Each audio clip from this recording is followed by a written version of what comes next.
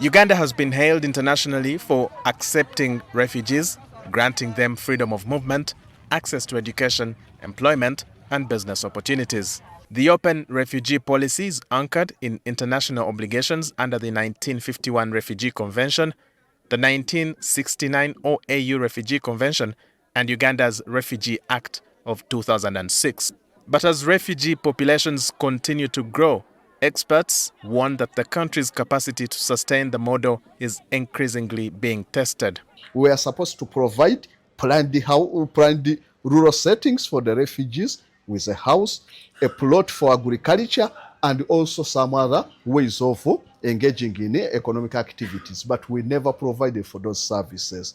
That means the burden for sustaining the refugee will go direct to our pockets, to our GDP, so that we can sustain the refugees, because we failed to implement what was necessary to sustain the refugees. While early tensions between refugees and host communities largely stemmed from competition over resources, such as schools, health facilities, and water sources, humanitarian agencies have over time expanded infrastructure to reduce conflicts. However, concerns remain over inefficiencies in refugee financing and service delivery.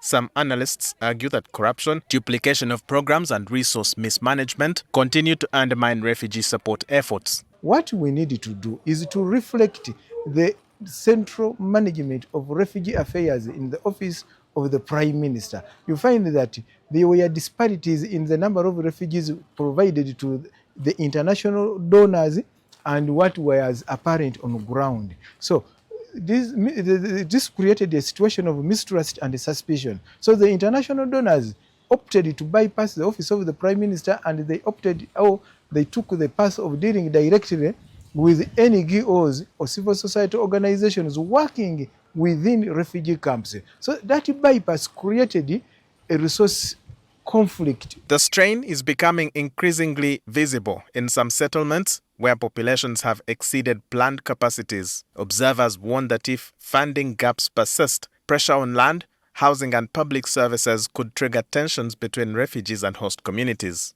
Based on the current statistics in 2025, according to the permanent secretary, office of the Prime Minister, they say that sustaining one refugee in Uganda, we need more than $16. That was 2005.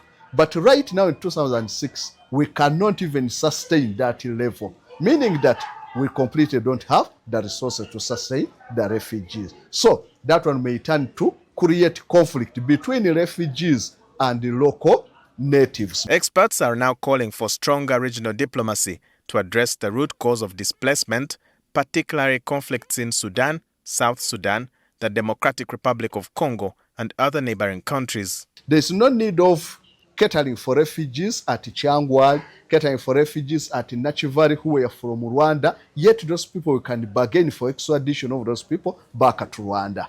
There's no need of sustaining refugees from Eritrea who are still, I usually see them at Chisenyi and the other areas of Kampala, when Eritrea stabilized after gaining independence from Ethiopia. So we should. They also argue that refugee hosting areas should transition from dependence on humanitarian aid to sustainable economic development hubs, particularly through commercial agriculture and local enterprise. We can't look at these refugees as burdens to our economy. We have to look at the other side of refugees providing a market to our local produce, being consumers and active players within the domestic economy. So the open refugee policy is still a sustainable venture. With shrinking donor support and rising humanitarian demands, the debate over how to sustain one of the world's most progressive refugee policies is only growing louder.